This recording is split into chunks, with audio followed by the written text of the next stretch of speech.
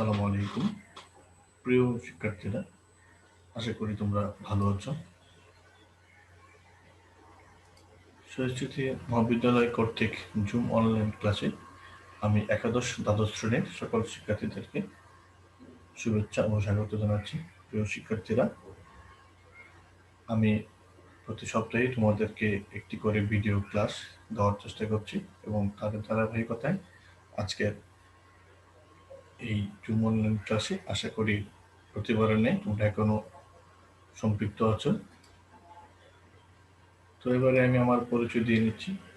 আমি মশিউর চৌধুরী, প্রভাষক ব্যবস্থাপনা, সরস্বতী মহাবিদ্যালয়, আদর্শনগর, মোহনগঞ্জ, নেত্রকোনা।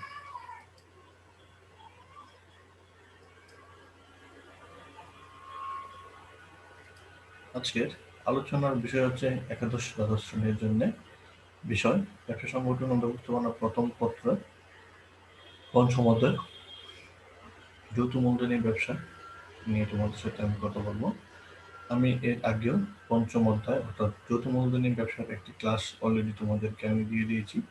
তার ধারাবাহিকতায় আজকে এই অধ্যায়টা যেহেতু একটু বড়, তাই আমি সেই অধ্যায়ের দ্বিতীয় ক্লাস, এভাবে আমি হয়তো বা আরো 3টা বা 4টা ক্লাস দিব। তোমরা পার্ট টু পার্ট বা 1 by 1 ক্লাসগুলো তোমরা দেখবে। আর দেখার পর যদি তোমাদের বুঝতে কোথাও কোনো প্রবলেম হয়, অবশ্যই তোমরা আমার সাথে যোগাযোগ করবে। তো এই অধ্যায় শেষে আমরা যা যা জানতে পারবো সেটা হচ্ছে পাবলিক ও প্রাইভেট লিমিটেড কোম্পানির মধ্যে পার্থক্য, কোম্পানি সংগঠনের সুবিধা ও সীমাবদ্ধতা, কোম্পানি সংগঠনের গঠন প্রণালী, স্মারকলিপি বা পরিমেলবন্ধ অথবা সংঘ স্মারকের ধারণা, স্মারকলিপি, পরিমেলবন্ধ এবং সংঘ স্মারকের বিষয়বস্তু, স্মারকলিপি বা পরিমেলবন্ধের বা সংঘ স্মারকের ধারণা বা ধারা ইত্যাদি বিষয় আজকে তোমাদের সাথে কথা বলবো। তো চলো আমরা সরাসরি ক্লাসে চলে যাই। তো শিক্ষার্থীরা, প্রাইভেট এবং পাবলিক লিমিটেড কোম্পানির মধ্যে যে পার্থক্যটা আছে আমরা সেটা নিয়ে কথা বলতে চাচ্ছি। এর আগে শিক্ষার্থীরা তোমরা অবশ্যই পড়েছ যে একটা কোম্পানিকে কি কি ভাগ কয় ভাগে ভাগ করা যায় বা তার শ্রেণী বিভাগ আমরা এর মধ্যে আলোচনা করেছি। তাই আশা করি তোমাদের কাছে কঠিন মনে হবে না যদি তোমরা এর আগের ক্লাসটা দেখে থাকো। তো তোমরা ওই এর আগের ক্লাসে যদি তোমরা মনোযোগ করে দেখে থাকো বা পড়ে থাকো, তো অবশ্যই তোমাদের কাছে প্রাইভেট এবং পাবলিক লিমিটেড কোম্পানির যে সংজ্ঞাটা বা পার্থক্যটা তোমাদের কাছে নতুন মনে হবে না। তা আমরা এখন দেখি এর মধ্যে পার্থক্যটা কি। ন্যূনতম 2 জন এবং সর্বোচ্চ 50 জন সদস্যের সমন্বয়ে সীমিত দায়ের ভিত্তিতে যে কোম্পানি গঠিত হয় তাকে প্রাইভেট লিমিটেড কোম্পানি বলে। প্রাইভেট লিমিটেড কোম্পানি সংজ্ঞাটা আর একটু দেখো, বলা হচ্ছে ন্যূনতম 2 জন এবং সর্বোচ্চ 50 জন সদস্যের সমন্বয়ে সীমিত দায়ের ভিত্তিতে যে কোম্পানি গঠন করা হয় তাকে প্রাইভেট লিমিটেড কোম্পানি বলে। অন্যদিকে বা অপরপক্ষে কমপক্ষে 7 জন সদস্য এবং সর্বোচ্চ সংখ্যার শেয়ারের পরিমাণ দ্বারা সীমাবদ্ধ কোম্পানিকে প্রাইভেট লিমিটেড কোম্পানি বলে। তো প্রাইভেট ও পাবলিক লিমিটেড কোম্পানির দুটি সীমিত দায়ের কোম্পানি হলেও এদের মধ্যে বহু পার্থক্য দেখা যায়। নিচে প্রাইভেট লিমিটেড কোম্পানি ও পাবলিক লিমিটেড কোম্পানির মধ্যকার পার্থক্য সমূহ নিয়ে আমরা আজকে কথা বলবো এবং আমরা কিভাবে চিনবো যে এটা পাবলিক এবং প্রাইভেট। তো এর আগেই আমাদের যেটা ভালো করে জানতে হবে সেটা হচ্ছে পার্থক্যের বিষয়গুলো কি কি। আমরা পার্থক্যের বিষয়গুলো যদি আমরা ভালো করে আয়ত্ত করতে পারি, তাহলে আমরা কোনটা প্রাইভেট এবং কোনটা পাবলিক লিমিটেড কোম্পানি আমরা তাড়াতাড়ি বা সরাসরি কি চিহ্নিত করতে পারবো। তো পার্থক্যের বিষয়গুলো আমরা আগে একটু দেখি। প্রথম হচ্ছে গঠনের দিক থেকে।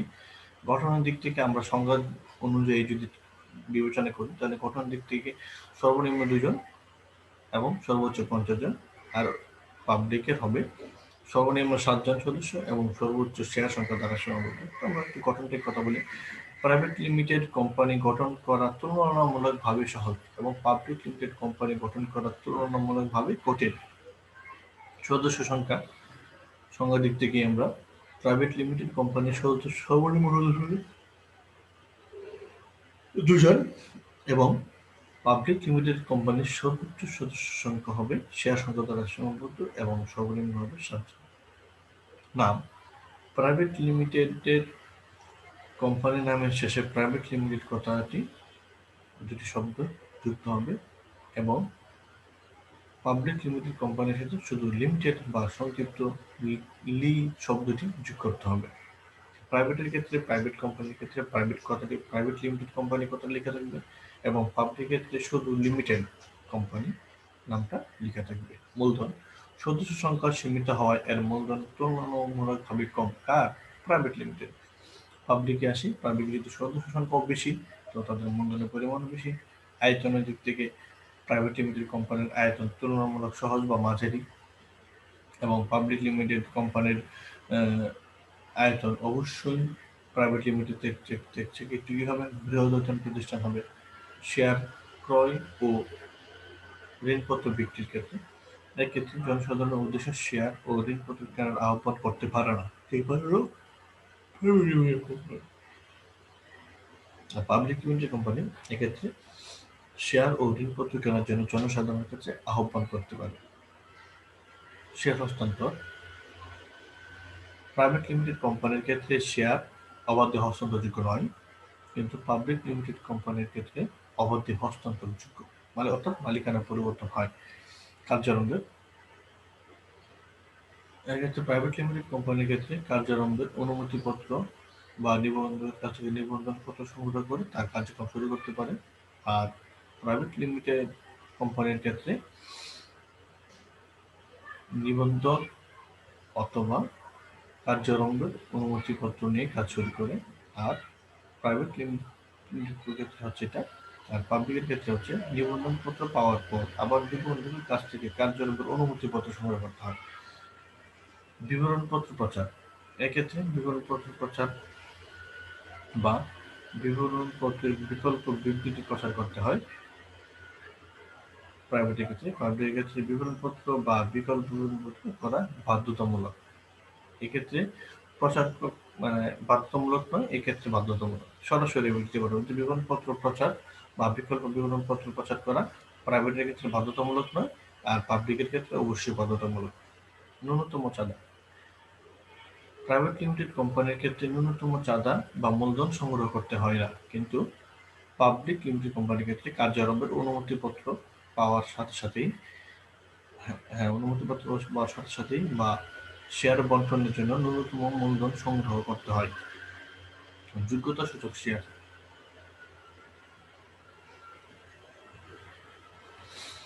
এ কোম্পানির পরিচালক হওয়ার জন্য যোগ্যতা সূচক শেয়ার কেনার কোনো বাধ্যবাধকতা নেই, কিন্তু পাবলিক লিমিটেড কোম্পানির পরিচালক হতে হলে তাকে যোগ্যতা সূচক শেয়ার কিনতে হবে। লিমিট করে দেওয়া থাকবে যে 1000 শেয়ার বা 5000 শেয়ার কিনলে একজন ব্যক্তি সে কি করতে পারবে, এই প্রতিষ্ঠানের পরিচালনা পর্ষদের পরিচালক হিসেবে দায়িত্ব নিতে পারে।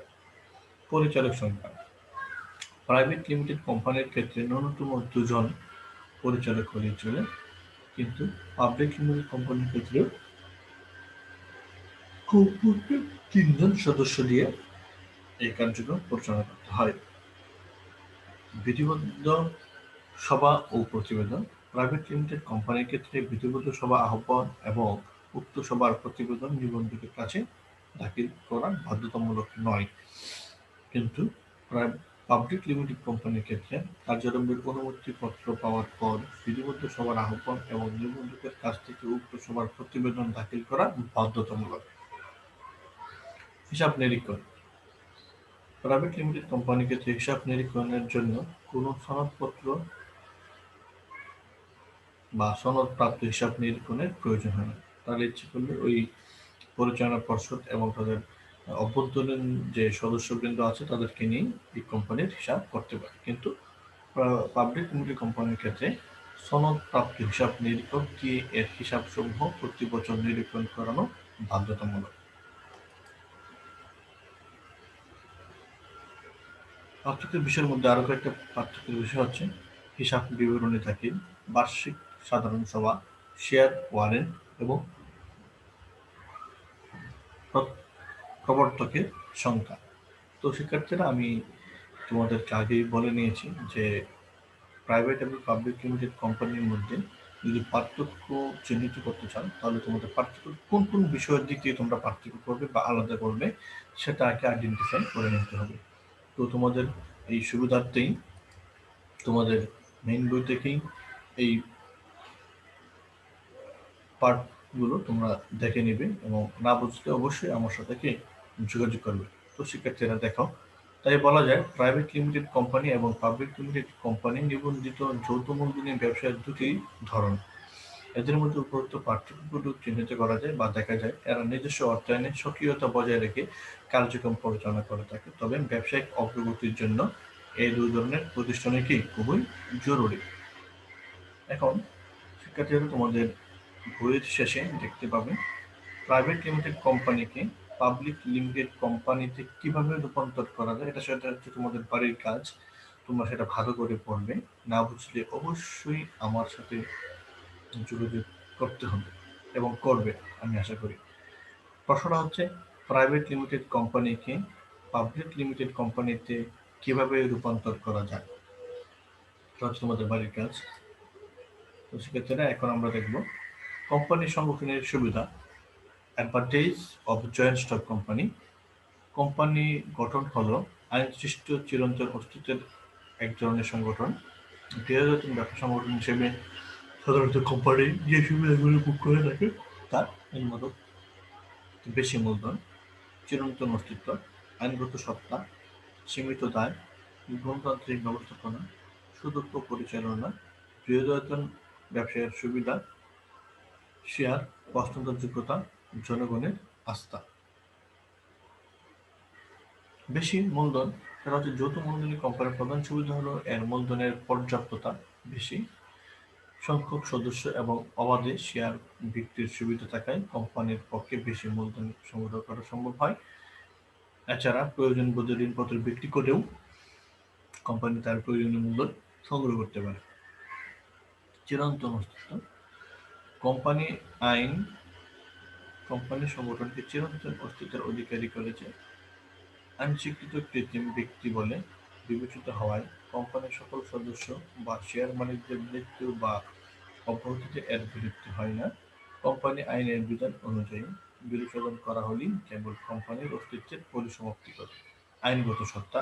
আইনগতভাবে কোম্পানির পৃথক সত্তা রয়েছে যা একে স্বাধীন কৃত্রিম ব্যক্তি সত্তায় মর্যাদা দেয়, ফলে এটি একজন স্বাধীন ব্যক্তির মতো নিজ নামে সবকিছু পরিচিতি লাভ করে।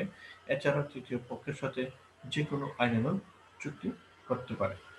শিক্ষার্থীরা, তোমরা এই বৈশিষ্ট্যগুলো দেখবে যে মূলধন, চিরন্তন অস্তিত্ব, আইনগত সত্তা, এগুলো তোমরা নিজেরাই এগুলো হচ্ছে তোমাদের নিজেদের পড়ার বিষয়।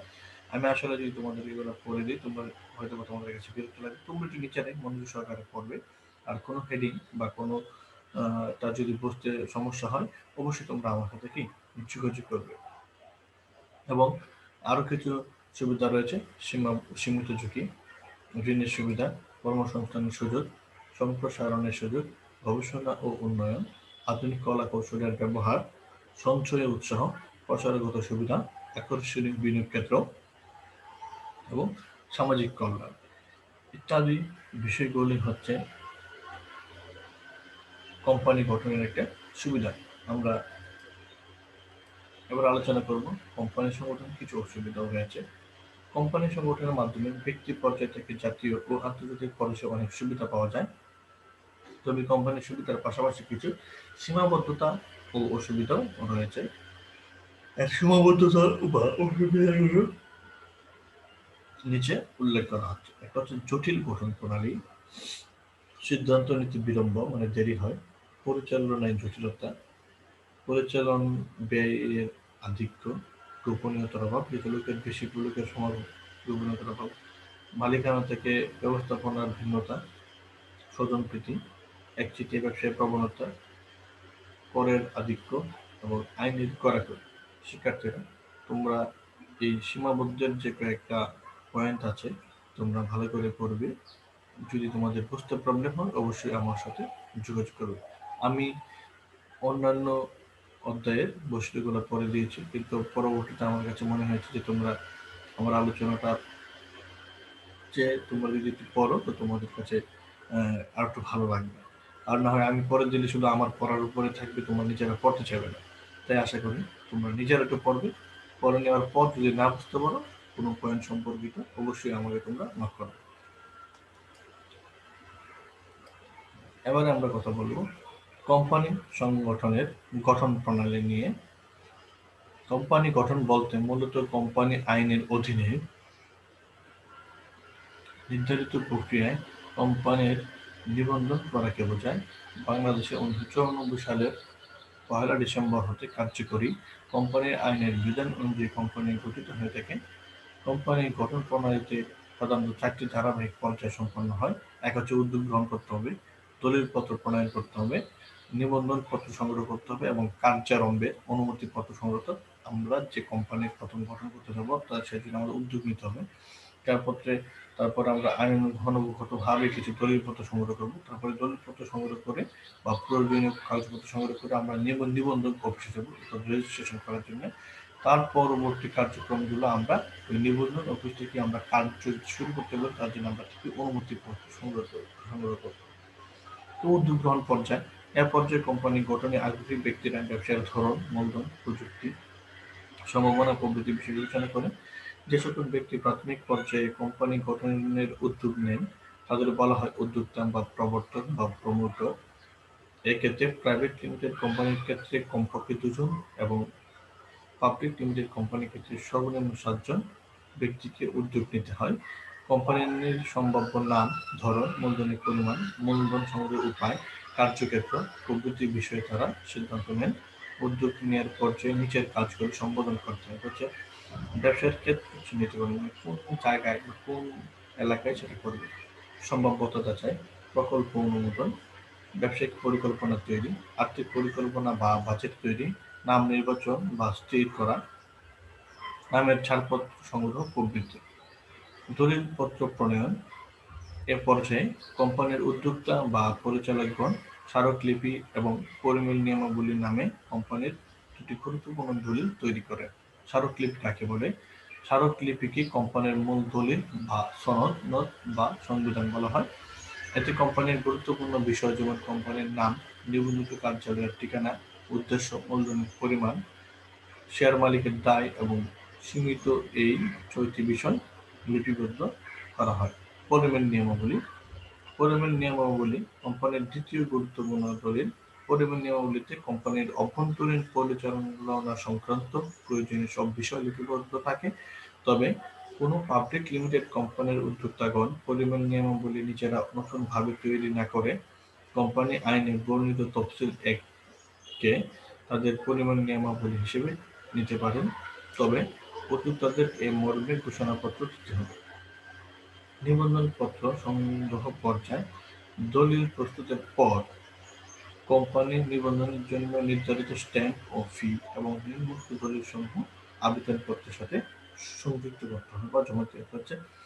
কোম্পানির স্মারকলিপির 3 কপি এবং সংঘবিধি বা পরিমেল নিয়মাবলীর 3 কপি। পাবলিক লিমিটেড কোম্পানির ক্ষেত্রে কোম্পানির আইনের তফসিল 1-এ সংঘবিধি হিসেবে নেওয়া হলে এর মর্মে ঘোষণাপত্র। উদ্যোক্তা পরিচালকের নাম, ঠিকানা, পেশা, উদ্যোক্তা পরিচালকের নিজ স্বাক্ষরযুক্ত দায়িত্ব পালনের সম্মতিপত্র, উদ্যোক্তা পরিচালকগণ যোগ্যতাসূচক শেয়ার কিনতে সম্মত আছেন এ মর্মে চুক্তিপত্র, হাইকোর্টের আইনজীবী অথবা কোম্পানির সংঘবিধিতে উল্লেখিত কোনো পরিচালক বা সচিব পদের ব্যক্তি কর্তৃক দেওয়া যথাযথ ঘোষণাপত্র। নিবন্ধক নির্ধারিত আবেদনপত্র, সব দলিলপত্র ও ফি পাওয়ার পর সব বিষয়ে সন্তুষ্ট হলে নিবন্ধন বইতে কোম্পানির নাম তালিকাভুক্ত করুন এবং নিবন্ধনপত্র অর্থাৎ সার্টিফিকেট অব ইনকরাপশন দেন। এরূপ পত্রকে কোম্পানির জন্ম সনদ বা বার্থ সার্টিফিকেট বলা হয়। এ পত্র পাওয়ার পর প্রাইভেট লিমিটেড কোম্পানি তাদের প্রতিষ্ঠানে কাজ শুরু করতে পারে, তবে পাবলিক লিমিটেড কোম্পানিকে কাজ শুরুর জন্য নিবন্ধকের কাছ থেকে কার্যারম্ভের অনুমতিপত্র সংগ্রহ করতে হয়। কার্যারম্ভের অনুমতিপত্র সংগ্রহ পর্যায়, পাবলিক লিমিটেড কোম্পানির কাজ শুরুর অনুমতির জন্য উদ্যোক্তাগণ নিবন্ধকের কাছ থেকে যে অনুমতিপত্র বা ছাড়পত্র সংগ্রহ করেন তাকে কার্যারম্ভের অনুমতিপত্র বলা হয়।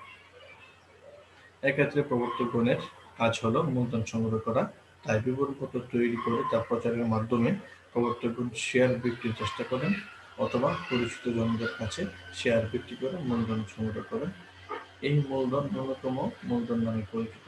বিবরণপত্র প্রচারের আগে নিবন্ধক বা সিকিউরিটিজ অ্যান্ড এক্সচেঞ্জ কমিশন থেকে অনুমতি নিতে হয়। নিজেদের মধ্য থেকে মূলধন সংগ্রহ করা সম্ভব হলে বিকল্প বিবরণপত্র প্রচার করতে হয়। এক্ষেত্রে কোম্পানির আইনের ১৫০ ধারা অনুযায়ী নিবন্ধকের কাছ থেকে কিছু দলিলপত্র উপস্থাপন করতে হয়। এগুলো পরিচালকগণ তাদের প্রতিশ্রুতি শেয়ার অনুযায়ী কিনছে এ মর্মে ঘোষণাপত্র সংঘবৃদ্ধিতে উল্লিখিত ন্যূনতম মূলধন গ্রহীতার কাছ থেকে হইতেছে এ মর্মে ঘোষণাপত্র, বিবরণপত্র বা বিবরণপত্রের বিকল্প বিবৃতি। সব কাগজ ঠিক থাকলে এবং নিবন্ধক সন্তুষ্টি হলে তিনি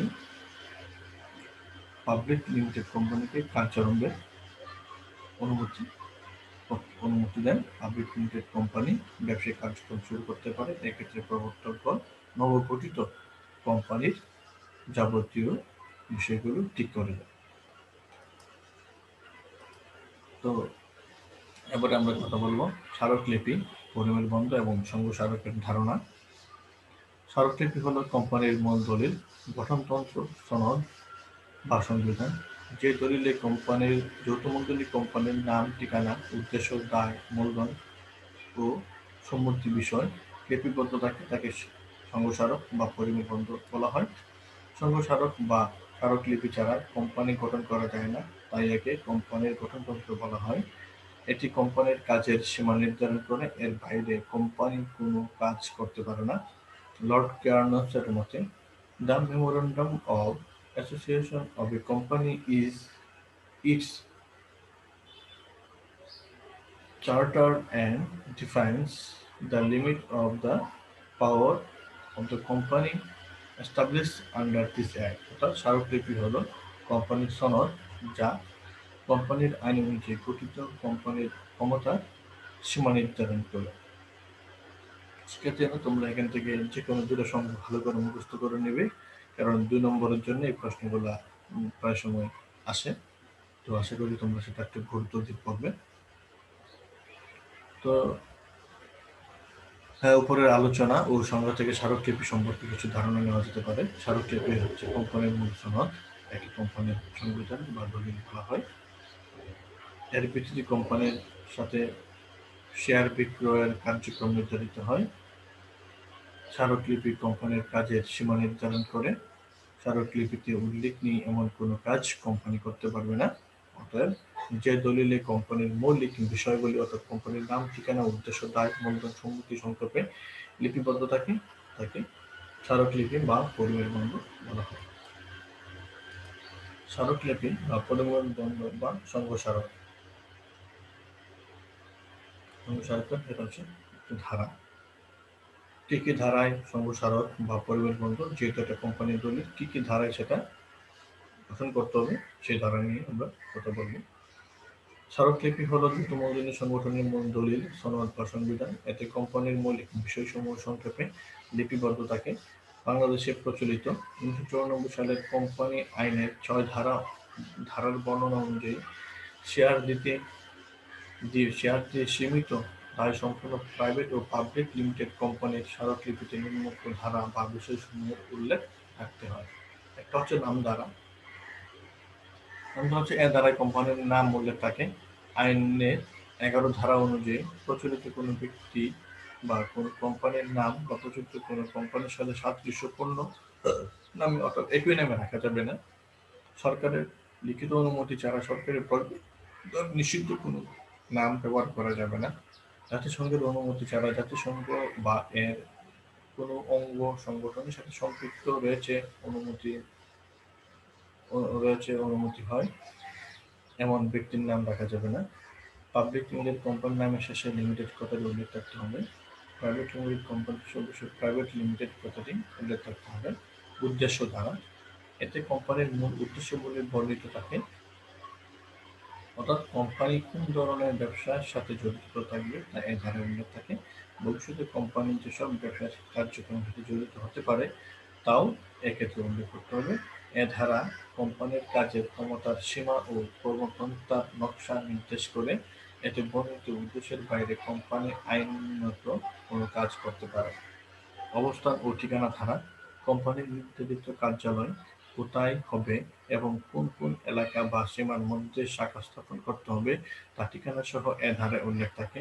অর্থাৎ কোম্পানি বর্তমানে ও ভবিষ্যতে যে যে এলাকায় তার এলাকার মধ্যে তার শাখা বিস্তার করতে চায় তা এখানে উল্লেখ করতে হবে। মূলধন ধারা কোম্পানির মূলধনের পরিমাণ কি এবং কোথা থেকে মূলধন মূলধন আনতে হবে বা কি পরিমাণ অনুমোদিত মূলধন নিবন্ধন করতে ইচ্ছুক তা এ ধারায় উল্লেখ থাকবে। উক্ত মূলধনের টাকা মূল্যের কতগুলো শেয়ারে ভাগ করা হবে তা নিচে বর্ণনা করা থাকবে। তাই শেয়ারের পরিমাণ নগদে হলে এতে বলা থাকবে এ ধারায় অন্তর্ভুক্ত বিষয় মোট মূলধনের পরিমাণ, শেয়ারের ধরন ও মোট শেয়ারের সংখ্যা, ধরন ভেদে প্রতিটি শেয়ারের মূল্য প্রভৃতি। ধারায় শেয়ারের মালিকদের দায়ের কথা উল্লেখ থাকে। অর্থাৎ শেয়ার মালিকদের দায় শেয়ারের মূল্য দ্বারা সীমাবদ্ধ না প্রতিশ্রুতি দ্বারা সীমাবদ্ধ না অসীম তা এ ধারায় কি উল্লেখ থাকতে হবে। সম্মতি ধারা এ ধারায় উদ্যোক্তাগণ এ মর্মে ঘোষণা করেন যে তারা তাদের নামের পাশে উল্লেখিত নির্দিষ্ট পরিমাণ শেয়ার কিনে কোম্পানির গঠনে এবং কোম্পানির পরিচালকের প্রতি সম্মত আছেন। এরপর প্রত্যেক উদ্যোক্তাকে অন্তত একজন সাক্ষীর সামনে স্মারকলিপিতে নিজ নামের পাশে তারিখ সহ স্বাক্ষর দিতে হবে। স্মারকলিপিতে উদ্যোক্তাগণের কোনো নাম ও ঠিকানা রাখতে হবে। তাই বলা যায় স্মারকলিপি কোম্পানি সংগঠনের কাজের ক্ষমতার সীমা নির্দেশ করে। কোম্পানি এর বাইরে কোনো কাজ আইনত করতে পারে না। এই জন্য স্মারকলিপির ধারাসমূহ সতর্কতার সাথে প্রণয়ন করা প্রয়োজন। স্মারকলিপির গুরুত্বটা কি? স্মারকলিপি হলো যৌথ মূলধনী কোম্পানির প্রধান দলিল। এর উপর ভিত্তি করে কোম্পানি গঠিত হয়। এই জন্য একে কোম্পানির গঠনতন্ত্র বা সংবিধান বলা হয়। এতে কোম্পানির নাম, ঠিকানা, উদ্দেশ্য, সদস্যদের দায়ের প্রকৃতি, মূলধন ও সম্মতির বিষয়ে উল্লেখ থাকে। এর মাধ্যমে কোম্পানির ক্ষমতার সীমারেখা নির্দিষ্ট করা হয়। এর জন্য একে কোম্পানির অধিকারের সনদ নামেও অভিহিত করা হয়। নিম্নোক্ত কারণে যৌথ মূলধনী কোম্পানিতে এটি বেশ গুরুত্বপূর্ণ ভূমিকা রাখে। এই জন্য তার উদ্দেশ্যগুলো বা গুরুত্বগুলো আলোচনা করা হয়। উদ্দেশ্য নির্ধারণ, কার্যাবলীর সীমা নির্ধারণ, সম্পর্ক নির্ধারণ, প্রামাণ্য দলিল, নিয়মতান্ত্রিক পরিচালনা এবং দায়িত্বের প্রতি সচেতনতা এবং সঙ্গ স্মারকের প্রাধান্য। উপরোক্ত বিষয়গুলি হচ্ছে স্মারকলিপির একটা গুরুত্ব। কোন কোন ক্ষেত্রে গুরুত্ব বহন করে, যে প্রতিষ্ঠানটা আসলে কি নামে পরিচালিত হচ্ছে এবং কি কি বিষয়গুলো অন্তর্ভুক্ত আছে এবং যা লিখিত আছে তার বাইরে করবে কিনা একটা উদ্দেশ্য থাকবে এবং কার্যাবলীর কি কি কাজ, যে কাজ দেশের আইন কর্তৃক ইস্যুকৃত সেগুলো করতে পারবে এবং এর বাইরে সে করতে পারবে ইত্যাদি বিষয়গুলো ক্ষেত্রে স্মারকলিপি যথেষ্ট পরিমাণ গুরুত্ব রাখে। তো শিক্ষার্থীরা, আজকে আমরা এই পর্যন্তই আলোচনা করলাম ব্যবসা সংগঠন ও ব্যবস্থাপনার প্রথম পত্রের পঞ্চম অধ্যায় যৌথ মূলধনী কোম্পানি বা যৌথ মূলধনী ব্যবসার দ্বিতীয় ক্লাসে। আশা করি তোমরা মনোযোগ সহকারে আমার ভিডিও কন্টেন্টগুলোর সাথে সম্পৃক্ত ছিলে এবং দেখেছ। এবং যদি কোনো পার্ট বুঝতে অসুবিধা হয় এবং কোনোটার বৈশিষ্ট্য বুঝতে দিতে অসুবিধা হয়, কোনো হিন্টস বুঝতে দিতে সমস্যা হয়, তাহলে অবশ্যই তোমরা আমার সাথে যোগাযোগ করবে এবং সেই আশা ব্যক্ত করি আজকের ক্লাসের সমাপ্তি জানছি। ধন্যবাদ সবাইকে। আসসালামু আলাইকুম।